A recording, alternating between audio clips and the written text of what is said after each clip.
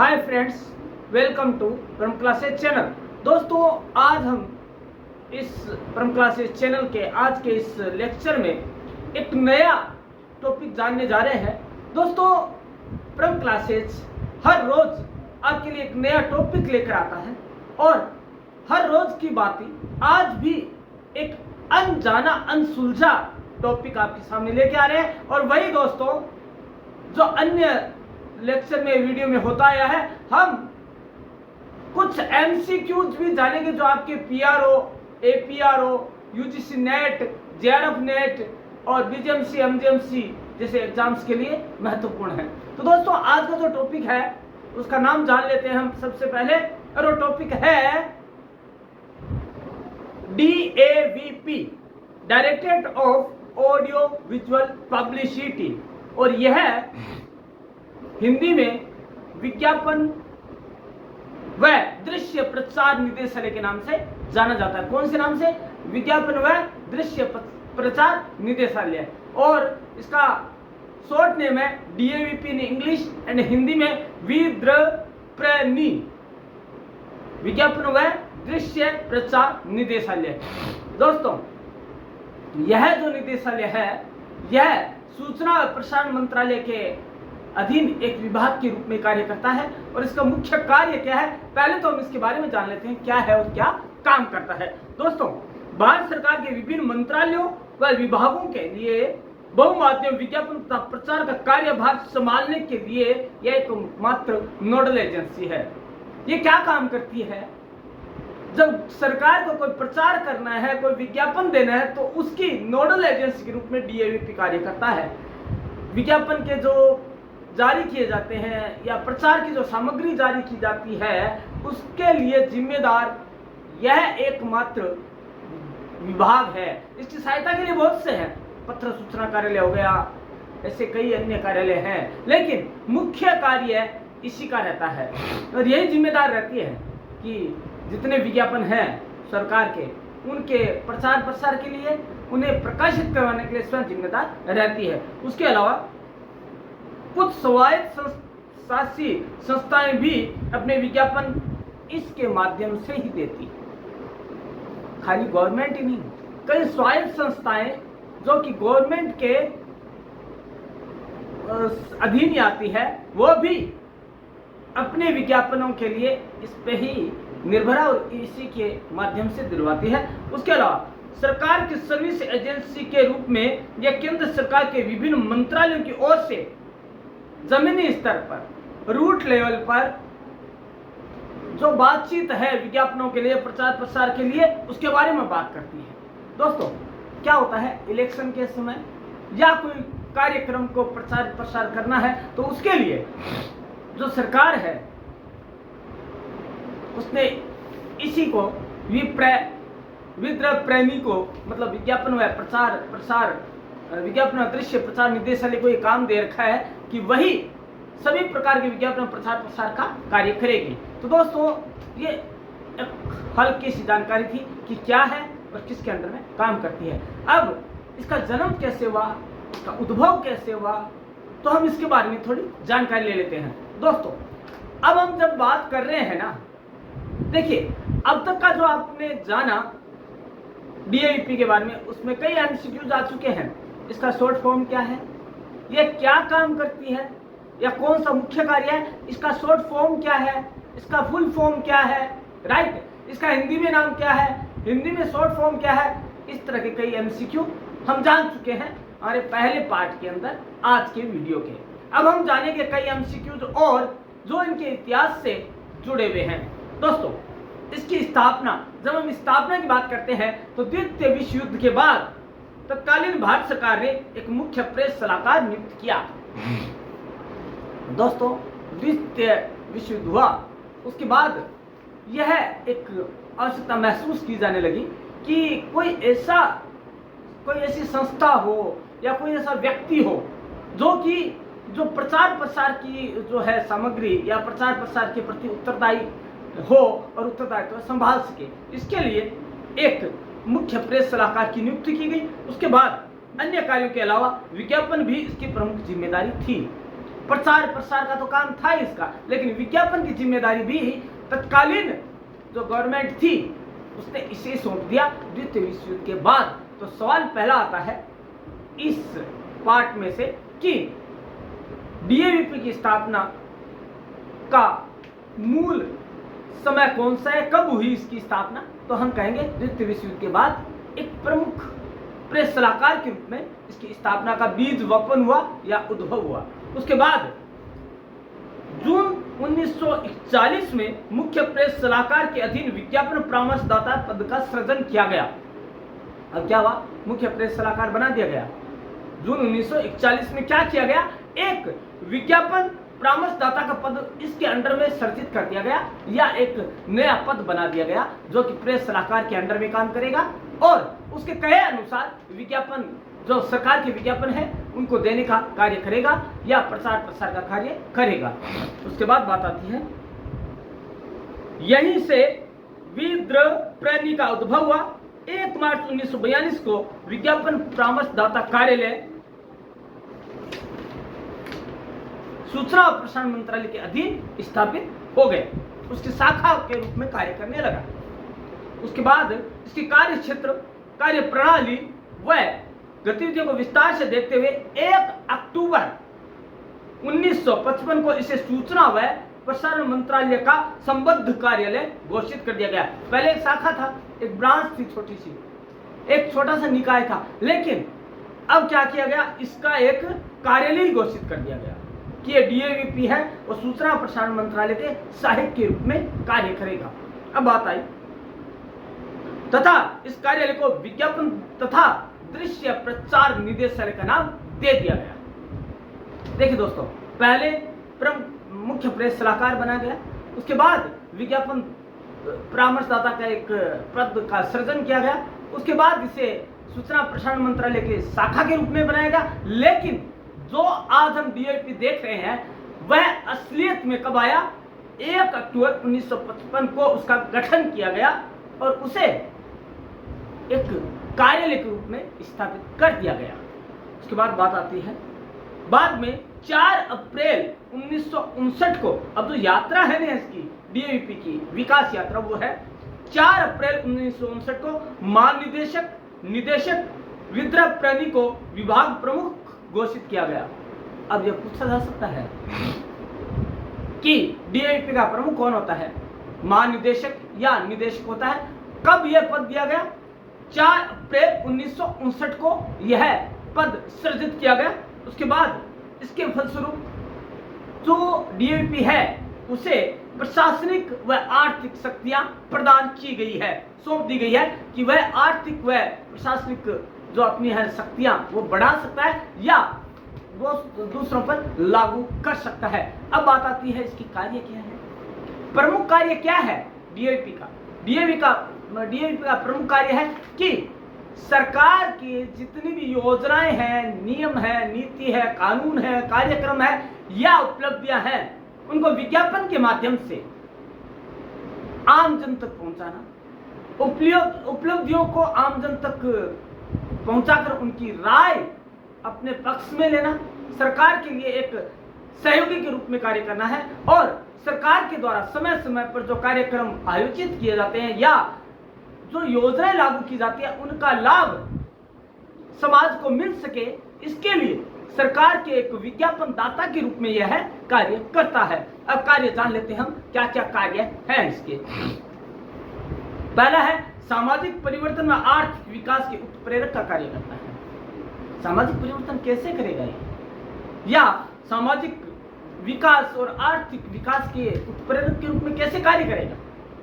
कोई तो रीजन होगा। तो दोस्तों करता क्या है, जो भी नीतियां और कार्यक्रम एक लोकतांत्रिक व्यवस्था के अधीन नवनिर्वाचित सरकार या सरकार के द्वारा जारी किए जाते हैं, जो कार्यक्रम, जो नीतियां, जो योजनाएं, जो उपलब्धियां किसके फेवर में, आम जनता के फेवर में जो जारी किए जाते हैं, वो उन तक पहुंचाकर उनका सहयोगी बनकर उनका सहयोग लेते हुए, ताकि वो सारी योजनाएं सामाजिक जो परिवर्तन की और आर्थिक विकास की है वो फलीभूत हो सके, उनके उत्प्रेरक के रूप में कार्य करती है, उन्हें सही दिशा दिखाती है कि आपको भी इसका भागीदार होना चाहिए। उसके बाद बात आती है सामाजिक और आर्थिक पहलुओं पर जनसाधारण जागरूकता पैदा करने, विकासात्मक गतिविधियों में उनकी भागीदारी व गरीबी व सामयिक कुप्रथाओं को उन्मूलन में सहायक की भूमिका का निर्वाह करना। दोस्तों, डीएवीपी महज विज्ञापनों के लिए उत्तरदायी नहीं है, उसका मेन कार्य है विज्ञापनों के माध्यम से या प्रचार प्रसार की सामग्री के माध्यम से समाज में जो समस्याएं हैं, सामयिक कुप्रथाएं हैं या गरीबी है या असमानता है, उन सबको दूर करने के लिए उनका सहयोग प्राप्त करना, समाज की भागीदारी उसमें सुनिश्चित करना और उनको साथ लेकर चलना, ताकि एक नवनिर्वाचित, नवनिर्मित या एक नवनिर्माण पर आधारित भारत की स्थापना की जा सके, एक नवनिर्मित भारत का सपना साकार किया जा सके। तो दोस्तों, ये कुछ कार्य हैं, और भी इसके कार्य हैं जो भी हम जानेंगे। लेकिन दोस्तों, मैं पुनः बता दूं कि डीएवीपी के विज्ञापन व दृश्य प्रचार निदेशालय के प्रमुख कार्य सरकार के एक सहयोगी के रूप में देश में विकास और परिवर्तन की अलख जगाना है और उसे सही दिशा प्रदान करनी है, जिस दिशा में आम जन उसके सहयोगी बन सके और जो सरकार की नीतियां और कार्यक्रम है और योजना है उन्हें सफल बनाने में अपना योगदान दे सके। उसके बाद बात आती है केंद्र सरकार के लिए बहुआयामी विज्ञापन एजेंसी का कार्य करना। यह जो डीएवीपी है, यह एक एजेंसी के रूप में कार्य करता है। दोस्तों, होता क्या है कि विज्ञापन एजेंसी के रूप में यह ऐसे कार्य करता है। देखिए, हम बात करते हैं, देखिए, जो सरकार है, केंद्र सरकार है, वो तो खाली अपना विज्ञापन की सामग्री देता है। अब आपको सोचना है कि किस माध्यम से लोगों तक पहुंचाना है। अब देखिए, यह या उसके जो सलाहकार मंडल है या उसके जो कर्मी है, जो कर्मचारी हैं, इसके निदेशालय का जो संगठन है, उसके अंदर जो भी लोग कार्य करते हैं, वो ये सोचते हैं कि किस वर्ग के लिए किस माध्यम से प्रचार किया जाए ताकि उनकी सहमति या भागीदारी मिल सके। तो दोस्तों, यह सारा देखना इसी का काम है। ट्रेडिशनल मीडिया हो, चाहे आपका इलेक्ट्रॉनिक मीडिया हो, चाहे प्रिंट मीडिया हो, चाहे प्रदर्शनी हो, चाहे आपका न्यू मीडिया हो, चाहे आपका सोशल मीडिया हो, इन सब के जरिए, इन सब के माध्यम से सरकार की सहयोगी संस्था के रूप में, सरकार की सहयोगी विज्ञापन एजेंसी के रूप में, सरकार के प्रचार प्रसार के माध्यम के रूप में कार्य करना इसका प्रमुख कार्य माना जाता है। उसके बाद आता है केंद्र सरकार के मंत्रालयों, विभागों की प्रचार संबंधी आवश्यकताओं जैसे मीडिया इनपुट का उत्पादन तथा संदेश सूचना के प्रचार कार्य के लिए सर्विस एजेंसी के रूप में कार्य करना। जो भी केंद्र सरकार के विभाग हैं, प्रभाग हैं, उनके सहयोगी के रूप में कार्य करना, और उन्होंने जो मैटर दिया है कि इससे संबंधित विज्ञापन जाना चाहिए तो उसकी सारी विषय सामग्री तैयार करना, इनपुट तैयार करना और किसको जाएगा विज्ञापन, यह भी सुनिश्चित करना ही डीएवीपी का भी कार्य है।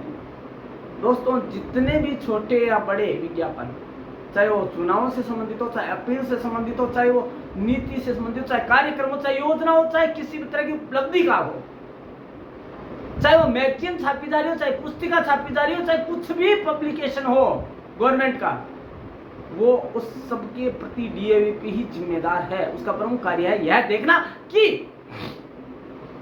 जो विज्ञापन जा रहा है, जो प्रचार प्रसार की सामग्री जा रही है, वो सही तो जा रही है ना, वह तत्कालीन या उस समय की गवर्नमेंट की जा रही है ना, जिस वक्त यह कार्य कर रहा है। पुरातन या उससे पूर्व की सरकार की उपलब्धियां तो नहीं गिनी जा रही है। ये सारी की सारी चीजें इसे देखनी है। विज्ञापन में क्या जाना है, क्या नहीं जाना है, कितनी बार जाना है, उसकी आवृत्ति कितनी होगी, ये सारा देखना, किस माध्यम से जाना है और किस समय जाना है, ये सारा का सारा इसके द्वारा ही देखा जाता है। उसके प्रति डीएवीपी ही पूर्ण रूप से जिम्मेदार है। उसके बाद बात आती है केंद्र सरकार के विभागों के लिए संचार नीति, मीडिया प्लान तैयार करना तथा जमीनी स्तर पर लागू करवाना।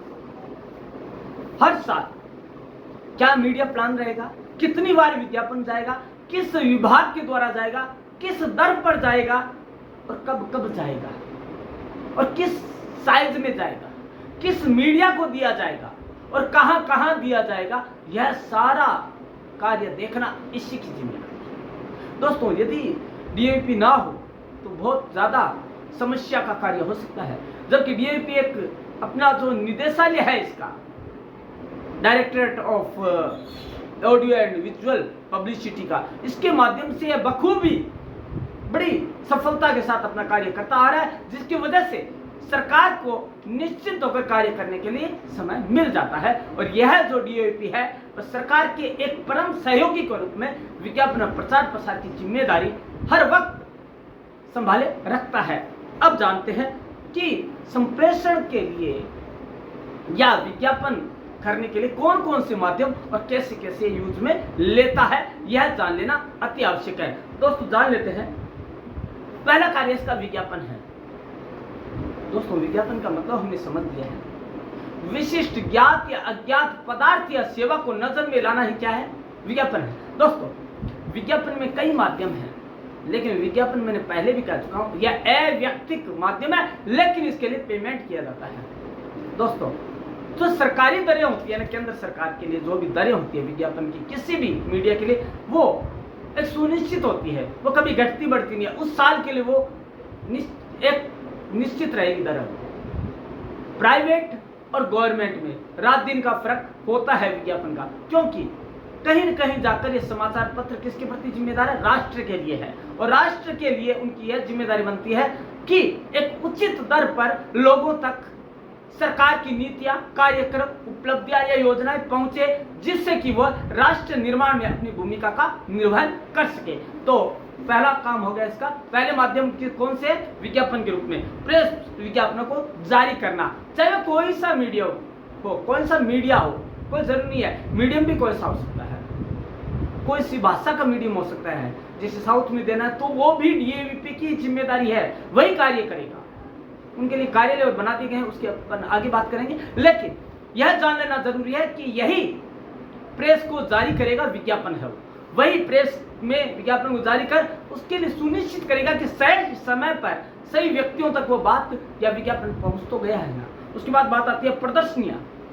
दोस्तों, समय समय पर भारत सरकार की प्रदर्शनियां भी लागू की जाती है, जैसे पुस्तक प्रदर्शनी है, जैसे खादी पर आधारित प्रदर्शनी है, और भी हस्तकरघा प्रदर्शनी है। दोस्तों, बहुत से ऐसे उद्योग धंधे हैं जो कि अपना अस्तित्व खोते जा रहे हैं, जो कई भी ऐसी हमारे रीति रिवाज, हमारी संस्कृति है, उनको जीवित रखने के लिए भी भारत सरकार की ओर से प्रदर्शनियां लगाई जाती रही है। और उन सब के लिए ये जो डीएवीपी है, डायरेक्टरेट ऑफ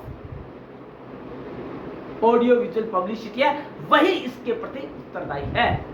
जो विज्ञापन व दृश्य प्रचार निदेशालय है ना, वही इन सब के प्रति उत्तरदायी है, और वही इनका जिम्मा लेता है कि प्रदर्शनियों के माध्यम से जन जागरूकता में कितना बदलाव आया, या जन जागरूकता में क्या बढ़ावा आया, या क्या कितने % की वृद्धि हुई, यह भी देखना उसका ही कार्य है। उसके बाद बात आती है बाह्य प्रचार। दोस्तों, इनके अलावा जन जन तक पहुंचने के लिए सरकार बाह्य प्रचार का भी सहारा लेती है, वो भी इस डीएवीपी के माध्यम से ही सहारा लेती है। डीएवीपी ही उन सब के लिए उत्तरदायी है, वह संस्था है।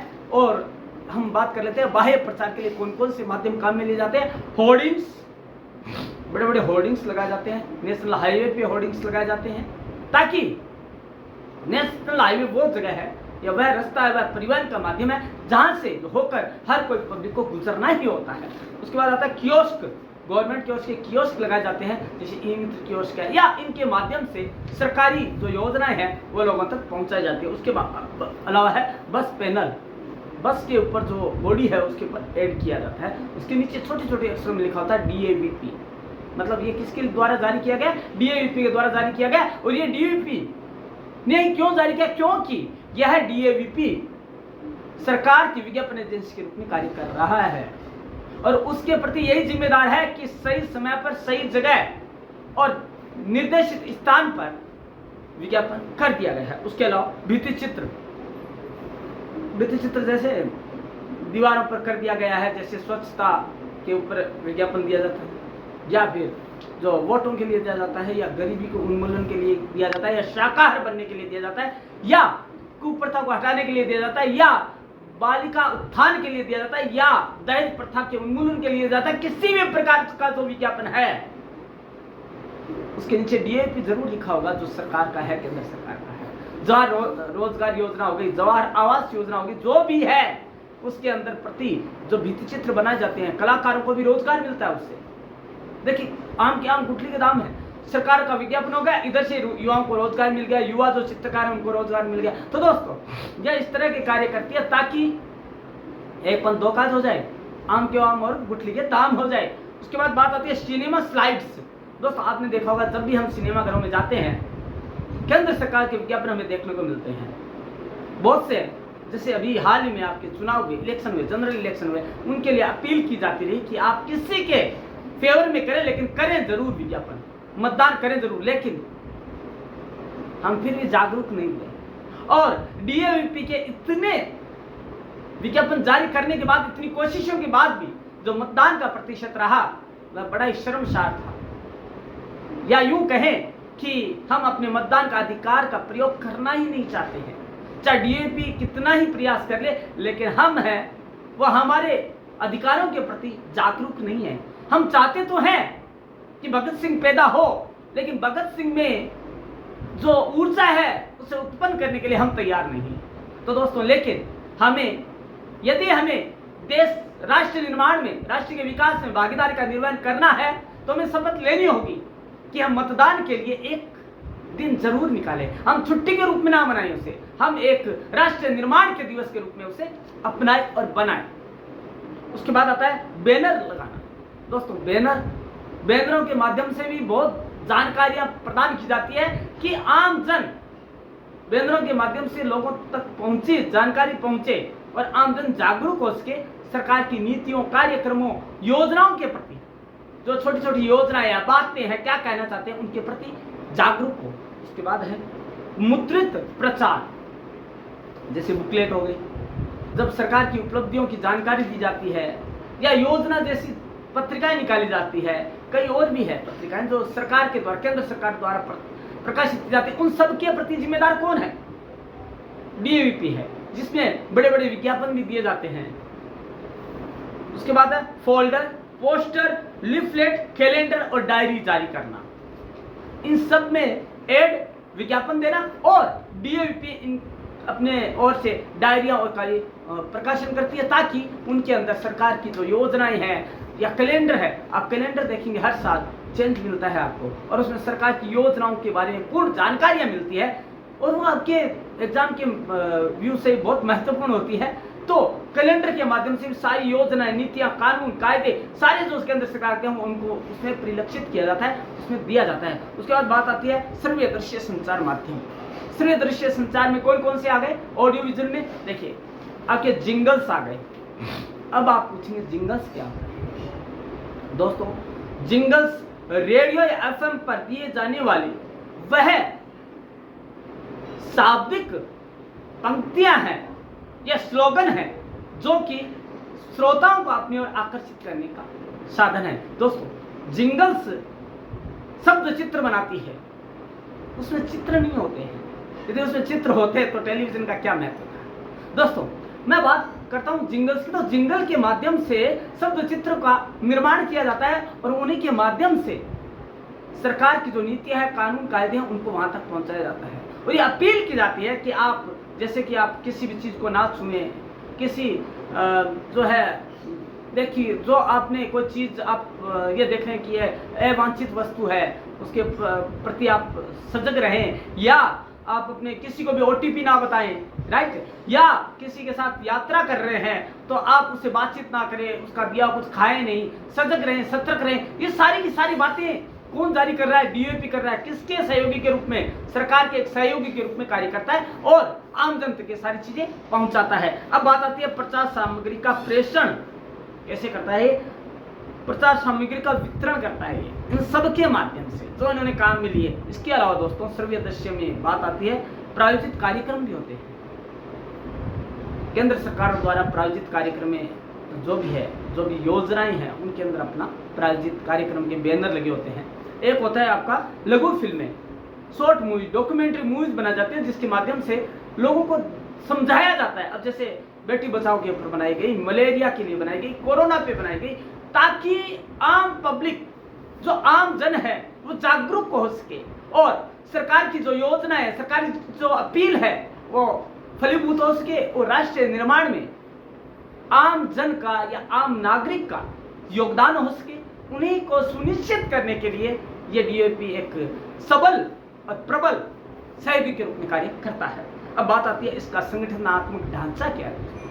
हम जानते हैं इस संगठन में कौन कौन होते हैं। तो अभियान विंग होती है, पहला होता है अभियान विंग, अभियान चलाना, प्लानिंग बनाना। तो अभियान जो चलाया जाता है वो क्या है, प्रचार अभियानों के समन्वय के लिए, जो प्रचार के लिए अभियान चलाया गया है, जो प्रदर्शनियां की गई या जो रैलियां निकाली गई, उन सब के लिए समन्वय के लिए एक अलग से विभाग है जो कि केवल इसी के बारे में सोचता है। उनकी समय समय पर हेल्प करना, उनकी मदद करना, जो उनके अंदर तालमेल बिठाना अलग अलग विभागों में, उसका यही कार्य है। उसके बाद विज्ञापन विंग जो है, विज्ञापन स्कंद जो है जिसको हम कहते हैं, उसका प्रमुख कार्य क्या है, विज्ञापन जारी करना। किसी भी तरह का विज्ञापन आएगा तो इस विभाग में जो व्यक्ति कार्य कर रहे हैं वही उसके लिए उत्तरदायी होंगे। वो विज्ञापन के निर्माण से लेकर सामग्री के राइटअप के लिए, कॉपीराइट से लेकर पब्लिशिंग तक के लिए जिम्मेदार होता है। उसके बाद आता है बाह्य प्रचार विंग। यह बाह्य प्रचार सामग्री प्रदर्शित करता है। बाह्य प्रचार हो गए, जैसे हमने बात की, प्रदर्शनियां करना, बाह्य प्रचार के लिए लीफलेट हो गए, बस पैनल हो गए या कियोस्क हो गए, इसी तरह के बैनर लगाने हुए, है ना, और जो भी है जिसके जो बाह्य प्रचार के माध्यम है वो सबके लिए यह चलता ही रहता है। उसके बाद मुद्रित प्रचार विंग, प्रचार सामग्री जारी करना या मुद्रित करवाना। ये क्या करता है, विज्ञापन देने के लिए जो प्रिंट मीडिया है उनके लिए उत्तरदायी रहता है। जैसे कि डायरी हो गया, लीफलेट हो गया, पत्रिकाएं हो गई, या फिर इसी तरह के पोस्टर हो गए, फोल्डर हो गए, इन सब के जो मुद्रण के लिए यह विभाग पूरी दक्षता से कार्य करता है और यह सब कार्य देखना डीओपी का कार्य है। उसके बाद आता है मास मेलिंग, प्रचार सामग्री वितरण। मास मेलिंग क्या होता है, आम जन तक जानकारी पहुंचाए या देखना। और मास मेलिंग चाहे एसएमएस हो, चाहे एमएमएस हो, चाहे वह मेल के जरिए हो। कई बार मेल भी आता है, क्योंकि हमारे सारे मेल एड्रेस, हमारी सारी जानकारी अंततः सरकार के पास होती है, क्योंकि हमारे आधार कार्ड जिनसे कनेक्ट है या जिसके साथ आधार कार्ड हमारे लिंक हैं, वो नंबर गवर्नमेंट के पास होना जरूरी है और वो हमें उनके माध्यम से समय समय पर जानकारी उपलब्ध करवाती रहती है। जैसे मैं बता दूं दोस्तों, यदि यह विभाग सक्रिय ना हो तो लाखों लोग हर वर्ष आंधी, तूफान, अतिवृष्टि, अनावृष्टि से मर जाएं, भूकंप के शिकार हो जाएं। तो इनसे बचाने के लिए पूर्व सूचना हमारे मोबाइल पर या हमारे मेल पर कर दी जाती है। डिजास्टर के समय, आपदाओं के समय यह विभाग और ज्यादा सक्रिय हो जाता है और आम जन को जागरूक करता है, आम जन तक मैसेज पहुंचाता है कि यह सरकार का मैसेज है, आप जागरूक रहें। चाहे तूफान हो, कई बार बहुत भयंकर तूफान आए हैं, वेस्ट बंगाल में सबसे ज्यादा होता है, लेकिन उन सबके लिए यह विभाग इतना सक्रियता से कार्य करता है कि कम से कम मिनिमम टू मिनिमम आपकी जान और माल की हानि हो। उसके बाद बात आती है श्रव्य दृश्य इकाई। यह श्रव्य दृश्य कार्यक्रम निर्माण करती है रेडियो के लिए, टेलीविजन के लिए, एफएम रेडियो या कोई भी माध्यम हो, उन सब के लिए कार्यक्रम बनाने का कार्य जो इलेक्ट्रॉनिक मीडिया है, श्रव्य दृश्य माध्यम, उनके लिए यह कार्य करता है। और हमने जाना मुद्रण के लिए अलग है और श्रव्य दृश्य के लिए अलग है। लघु फिल्में बनाना भी इसी का कार्य है। वो बाहर के लोगों की हेल्प ले सकते हैं, लेकिन जिम्मेदारी इसी विभाग की है। उसके बाद बात आती है डीटीपी सुविधाएं, मतलब इन सभी को, जो आज का युग टेक्नोलॉजी का युग है, बिना टेक्नोलॉजी को कुछ भी नहीं है।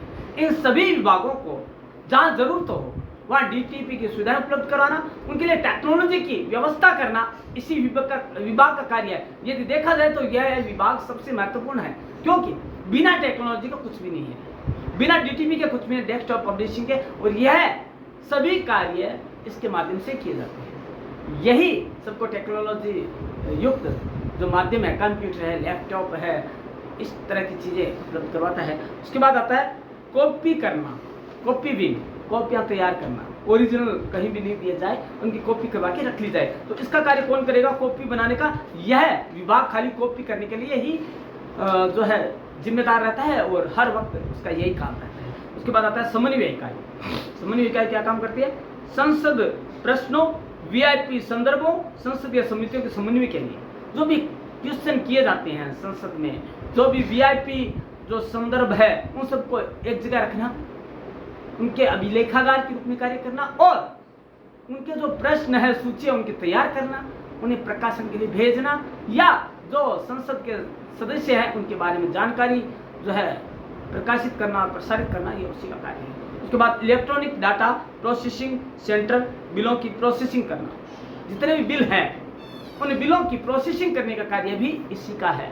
अंततः यही कार्य करता है दोस्तों। उसके बाद अकाउंट विभाग, अकाउंट डिपार्टमेंट। दोस्तों किसी भी विभाग का, किसी भी मंत्रालय का जो रीढ़ की हड्डी है वो क्या होता है? इकोनॉमिक होता है, इकोनॉमिक्स होता है। दोस्तों अकाउंट विंग है वो सभी को समय पर आर्थिक सहायता प्रदान करता है और उनकी आर्थिक जो जरूरतें हैं उन्हें पूरी करता है, आर्थिक समस्याओं का निदान करता है। लेकिन इन सबसे ऊपर भी एक है जो इन सब पर कंट्रोलिंग करता है और उसका नाम है प्रशासन विंग, प्रशासनिक व्यक्ति, जो कि इसका निदेशक है, महानिदेशक या निदेशक के रूप में जाना जाता है। वह इन सब पर कंट्रोलिंग करते हैं, सब में कोऑर्डिनेशन करता है और सबके साथ कम्युनिकेट करता रहता है ताकि सही समय पर सही काम किया जा सके। Because he know that time and time wait for none. If कोई लेट होता है बट होता है किसी कार्य में क्रम में, तो अंततः उसका खामियाजा देश को ही भुगतना है। तो दोस्तों इन सबको ध्यान रखने के लिए यह जो निदेशालय है वह काम करता है। उसके बाद बात आती है देश में विद्रप्रणी के कार्यालयों का नेटवर्क क्या क्या है। विज्ञापन व दृश्य प्रचार निदेशालय का जो नेटवर्क है वो कहाँ का है, क्या काम करता है, कैसे करता है, मैं बता दूं आपको। देखिए दोस्तों, एक निदेशालय से काम हो जाए यह संभव नहीं है, क्योंकि एक जगह जो दिल्ली है वहां पे इसका मुख्यालय, लेकिन उसके माध्यम से पूरे देश में जो ये प्रोग्राम है, सरकार के विज्ञापन है, प्रचार प्रसार है, इनमें समन्वय स्थापित करना बहुत मुश्किल है। तो इसके लिए क्या क्या होते हैं मैं बता दूं। देखिए बेंगलुरु व गुवाहाटी में 2 क्षेत्रीय कार्यालय बनाए गए हैं जो उस क्षेत्र के प्रचार प्रसार को देखेंगे। कहाँ पे? बेंगलुरु और गुवाहाटी में। बेंगलुरु साउथ में और गुवाहाटी हो गया पूर्व के, उसमें 2 क्षेत्रीय कार्यालय बनाए गए। उसके अलावा कोलकाता व चेन्नई में 2 क्षेत्रीय कार्यालय बनाए गए जो कि पूर्व व दक्षिण में प्रचार सामग्री का वितरण करते हैं और उनकी प्रभावशीलता का मूल्यांकन या आकलन करके इस विभाग तक पहुंचाते हैं, मुख्यालय तक पहुंचाते हैं। उसके अलावा 35 क्षेत्रीय प्रदर्शनी इकाइयां हैं जो एग्जीबिशन लगाई जाती है, वो 35 है। अब हम जानेंगे कौन कौन सी है, ये पूछा जा सकता है दोस्तों।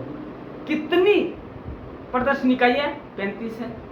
कितने इसके क्षेत्रीय कार्यालय? 4 हो गए, बेंगलुरु, गुवाहाटी, कोलकाता और एक हो गया आपका चेन्नई, ये 4 हो गए। अब बात आती है 35 क्षेत्रीय प्रदर्शनी इकाइयां कौन कौन सी है। 7 तो चल प्रदर्शनी वाहन है इनके पास बड़े बड़े, जिनके माध्यम से ये प्रदर्शनियां लगाते रहते हैं। वो दिन रात पूरे देश में घूमती रहती है, सरकार की योजनाओं को, सरकार के कार्यक्रम को, सरकार की नीतियों को, उपलब्धियों का जो है वर्णन करते हैं, विस्तार से बताते हैं, ताकि आम जन सरकार की जो उपलब्धियां है, नीति, कार्यक्रम, योजनाओं से अपने आप को जुड़ाव महसूस करे। उसके बाद आती है 7 परिवार कल्याण इकाइयां। दोस्तों यह जो कार्यक्रम है ये पूरे साल 24 घंटे 365 दिन चलता है, क्योंकि परिवार कल्याण यदि सही ढंग से हो गया, परिवार कल्याण वाला जो योजना है वो सही समय पर फलीभूत हो गई, तो आधा कार्य सरकार का वैसे ही हो जाता है। उसमें यह दक्षता के साथ और पूर्ण शक्ति के साथ, पूर्ण पावर के साथ कार्य करता है। उसके अलावा 21 सामान्य क्षेत्रीय प्रदर्शनी इकाइयां जो कि हर तरह के कार्यक्रमों के लिए उत्तरदायी होता है और हर तरह के कार्यक्रमों के लिए यह आयोजित की जाती है। उसके अलावा चेन्नई में क्षेत्रीय प्रदर्शनी का वर्कशॉप लगाई जाती है। कहाँ पे है? चेन्नई में इसकी क्षेत्रीय प्रदर्शनी वर्कशॉप कि कैसे आयोजित की जानी चाहिए, प्रदर्शनी उस क्षेत्र में कौन से जो है कार्यक्रम है, कौन सी योजनाएं हैं, लोगों को किन प्रति आकर्षित करना है, ये उनकी भागीदारी किन कार्यक्रमों, किन योजनाओं में चाहिए, उनकी वर्कशॉप जारी की जाती है। उसके अलावा गुवाहाटी में प्रदर्शनी किट उत्पादन केंद्र है जो कि जो प्रदर्शनी लगाते हैं उनकी हेल्प करते हैं उनका डिजाइनिंग तैयार करना, उनका निर्माण करना और उनकी हेल्प करना इस विभाग का कार्य है। और ये जो है नेटवर्क है, इसके माध्यम से ही कार्य किया जाता है। उसके बाद आता है कि प्रचारित महत्वपूर्ण विषय कौन कौन से हैं जिसके लिए आज तक काम करता रहा है। डीएवीपी ने आज तक जो भारत सरकार है उनके किन कार्यक्रमों में अपना योगदान दिया है, वो कौन कौन से कार्यक्रम है जो प्रमुखता के साथ याद किए जाते हैं और उसकी प्रशंसा की जाती है। पहला है स्वास्थ्य और परिवार कल्याण कार्यक्रम। दोस्तों, यह जब से देश आजाद हुआ है तब से यह इस कार्यक्रम के लिए सरकार का हर समय, हर 5 साल नहीं, हर 10 साल नहीं, जब से देश आजाद हुआ तब से लेकर आज तक यह कार्य करता रहा है स्वास्थ्य और समाज परिवार कल्याण के लिए। चाहे वह क्षेत्रीय, चाहे वो क्षेत्र कोई सा हो, चाहे ग्रामीण हो, चाहे शहरी हो, चाहे कोई इसी तरह का हो, चाहे आदिवासी क्षेत्र हो, कोई भी, उन सब के लिए स्वास्थ्य और परिवार कल्याण कार्यक्रम या योजनाएं उन तक पहुंचाने का कार्य यही करता है और एक सहयोगी के रूप में, सशक्त सहयोगी के रूप में सरकार कार्य करता है। उसके बाद मादक पदार्थों की बुराइयां और निषेध बताने के लिए उनके काम करना है कि बुराइयां क्या है, मादक पदार्थों के सेवन करने से क्या हो सकता है। नुक्कड़ नाटक आयोजित करता है दोस्तों, ये नाटक आयोजित करता है, प्रदर्शनियां जारी करता है, कठपुतली के माध्यम से लोगों तक जानकारियां पहुंचाता है, उनके निषेध के लिए भी यह जानकारियां पहुंचाता है। उसके बाद महिला और बाल विकास। दोस्तों, जो राष्ट्र, किसी भी राष्ट्र के विकास में महिला का पूरा योगदान रहता है। महिला वह शक्ति है जो कि गाड़ी का वह दूसरा पहिया है जिससे कि समाज रूपी गाड़ी को सही दिशा में सही ढंग से ले जाया जा सकता है। और बालक, बच्चे वो कल का भविष्य है जो देश की स्वर्णिम तस्वीर को अपनी आंखों में बसाए हुए है। उनकी नेत्रों में हम झांक कर देखें तो हमें कल के भविष्य की नजर आती है, भविष्य की तस्वीर नजर आती है हमारे देश की, हमारे नवनिर्मित देश की। तो दोस्तों, इन सभी को साकार करने के लिए यह एक नोडल एजेंसी के रूप में कार्य करती है। उसके बाद आता है बालिका उत्थान, बेटी बचाओ बेटी पढ़ाओ, है ना, इस तरह के, या यह बताना कि ये जो है बेटी की विवाह की उम्र क्या होनी चाहिए, बेटियों की क्या होनी चाहिए, बेटों की क्या होनी चाहिए, ये सारा का सारा जो है यह जो प्रसारित किया जाता है ये डीएवीपी के द्वारा ही किया जाता है। उसके बाद शिक्षा के उन्मूलन के लिए, शिक्षा के माध्यम, शिक्षा के राह में जो अवरोध आते हैं, जो भ्रांतियां हैं, उन सबको दूर करने के लिए यही कार्य करता है। अनौपचारिक प्रौढ़ शिक्षा जो जमाना था बुजुर्गों को पढ़ाने का, अनौपचारिक शिक्षा का, तो उन सब के लिए कौन आगे आया? यही विभाग आगे आया जिसने ये हेल्प की कि इस क्षेत्र में भी, शिक्षा के क्षेत्र में भी कुछ हम कर सकते हैं। उसके बाद गैर परंपरागत ऊर्जा स्रोतों के बारे में, जैसे कि सौर ऊर्जा हो गया या पवन शक्ति हो गया, इन सब के बारे में भी यही बताता है। उसके अलावा महिला समृद्धि योजनाएं, महिला सशक्तिकरण योजनाओं के प्रति भी जागरूक करने के लिए कई तरह की प्रतियोगिताओं का आयोजन, कई तरह की योजनाओं का क्रियान्वयन करवाना इसी के हाथ की बात है। उसके बाद बात आती है राष्ट्रीय अखंडता और सांप्रदायिक सौहार्द बनाने के लिए की दिशा में कार्य करना। वह जो ये विभाग है डीएवीपी, राष्ट्रीय एकता अखंडता, इसके माध्यम में कई कार्यक्रम आयोजित किए जाते हैं ताकि जो हमारे सभी धर्म है वो एक साथ रह सके और एक जो हमारी अखंडता और एकता वो अक्षुण्ण रख सके। दहेज प्रथा, भ्रूण हत्या, बाल श्रम या भिक्षावृत्ति के विरुद्ध जन सहयोग के लिए कई कार्यक्रम, प्रदर्शनियां, कई नाटक, लोगों को समझाने के लिए हर तरह के हथकंडे अपनाए जाते हैं, हर तरह के हथियार अपनाए जाते हैं, चाहे प्रेस कॉन्फ्रेंस हो या समय समय पर विज्ञापन हो, ये सारा कार्य इसके द्वारा किया जाता है। उसके बाद रक्तदान, रक्तदान महादान है दोस्तों। विश्व रक्तदान दिवस पर इस विभाग के द्वारा बहुत सी योजनाएं, बहुत से कार्यक्रम सरकार के फेवर में चलाए जाते हैं। उसके अलावा एड्स जागरूकता, फ्रेंड्स, अभी यह रोग बहुत तेजी से बढ़ता जा रहा है, युवा में बहुत तेजी से है। एड्स जागरूकता के माध्यम से पिछले 1 दशक में बहुत कमी आई है एड्स से पीड़ित लोगों में।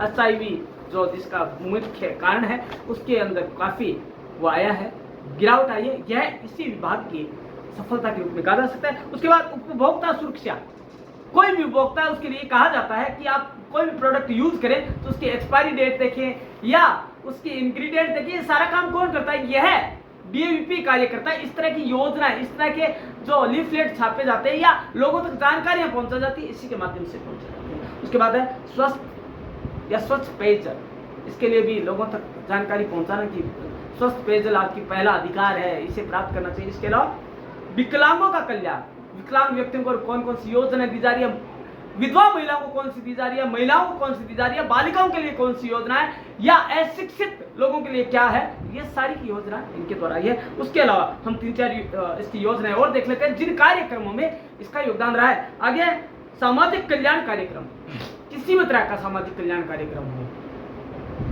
दहेज प्रथा का उन्मूलन हो, महिलाओं का कल्याण हो, या ग्रामीण क्षेत्र का विकास हो, शहरी क्षेत्र में रोजगार को बढ़ावा देना हो, या शिक्षा के क्षेत्र में उन्नयन हो, ये सारे के सारे इसके लिए डीएपी ने अपनी बहुत सी सहायक इकाइयों के माध्यम से कार्य किया है। और उसके अलावा कृषि के तो रेडियो के ऊपर बहुत से कार्यक्रम आते हैं। कृषि दर्शन ये इसी का है, कृषि दर्शन के माध्यम से ये महत्वपूर्ण कार्य करता है और कृषि के लिए बहुत से विज्ञापन देता था कि उसके प्रति जागरूकता हो सके, लोग उससे जुड़ सके। युवा जो चाहते हैं कि हमें गवर्नमेंट में जॉब चाहिए, हम सरकारी नौकरी पाना चाहते हैं, उनको जागरूक करना कि हमारा जो पारंपरिक रोजगार है, कृषि संबंधित जो है, जनित है जो कार्य है, उसको हम उसके माध्यम से हम कार्य कर सकें ताकि हमारे देश में जो अर्थव्यवस्था है वो सबल हो सके। उसके प्रति खाद्य तथा पोषण, हर व्यक्ति को खाद्य तथा पोषण का अधिकार है। एक स्वच्छ खाद्य है, उसके लिए राशन संबंधी योजनाएं लागू करना, सरकार की ओर से सारी जो जानकारी प्रदान करना। उसके अलावा रोजगार आश्वासन देना, रोजगार से संबंधित योजनाएं जो सरकारी क्षेत्र की योजनाएं उनके बारे में बताना कि इस क्षेत्र में इतनी योजनाएं है, उसमें इतनी है, सारी योजनाएं जो प्रकाशित की जाती है वो इसके द्वारा की जाती है। उसके बाद जवाहर रोजगार योजना, यह बहुत पुरानी थी लेकिन इसी के द्वारा जारी की गई। कोई भी सरकार हो, लेकिन निदेशालय का कार्य यही है कि सरकार के सहयोगी के रूप में कार्य करना। सरकार के द्वारा जो कार्यक्रम चलाए जाते हैं, योजनाएं चलाई जाती है, उनमें आम जन का सहयोग अपेक्षित करना है, उनका लेना, ये उन्हें सहयोगी के रूप में शामिल करना, ये उनका कार्य है। उसके अलावा पंचायती राज तथा भारत की आजादी के 50 वर्षों का जो व्यंगावलोकन है, उसकी पूरी तस्वीर है, एक डॉक्यूमेंट्री मूवी बनाई गई, उसके लिए भी इसी का सहयोग अपेक्षित रहा। उसने बड़े ही प्रभावी ढंग से जो हमारे 50 सालों की यात्रा थी आजादी की, उसको बड़े ही सुंदर ढंग से आम जन तक पहुंचाया और हमारा विश्वास और सुदृढ़ बनाया। तो दोस्तों, आज हमने जाना कि ये डीएपी क्या है, डीएपी का हिंदी में नाम क्या है, डीएपी की स्थापना कब हुई, कब उसकी विकास यात्रा प्रारंभ हुई। तो दोस्तों, आज हमने एक नया टॉपिक तो जाना ही, साथ में हमने वो एमसीक्यू जाने, वो वस्तुनिष्ठ प्रश्न भी जाने जो हमारे किसी भी तरह के जो एग्जाम है उसके लिए, हर तरह के एग्जाम के लिए उपयोगी है। दोस्तों, मैं एक चीज बता दूं, यह जो परम क्लासेज है केवल मीडिया के लिए नहीं है दोस्तों, यह देखा जाए तो आम जन के लिए वो सारी चीजें लेकर आता है, सही टॉपिक लेकर आता है जिसे हर जन को, हर आम जन को जरूरत है, हर युवा को जरूरत है। तो दोस्तों, इसके लिए करना क्या होगा, आपको करना होगा, बेल आइकन दबाना होगा और सब्सक्राइब करना होगा ताकि आप निरंतर परम क्लास से जुड़ सके और आपके जो कमेंट्स हैं उनसे हमें एक उत्साह की ऊर्जा मिल सके। तो दोस्तों, देखते रहिएगा, सुनते रहिएगा परम क्लास चैनल को। कल मिलते हैं इसी समय इसी चैनल पर। धन्यवाद।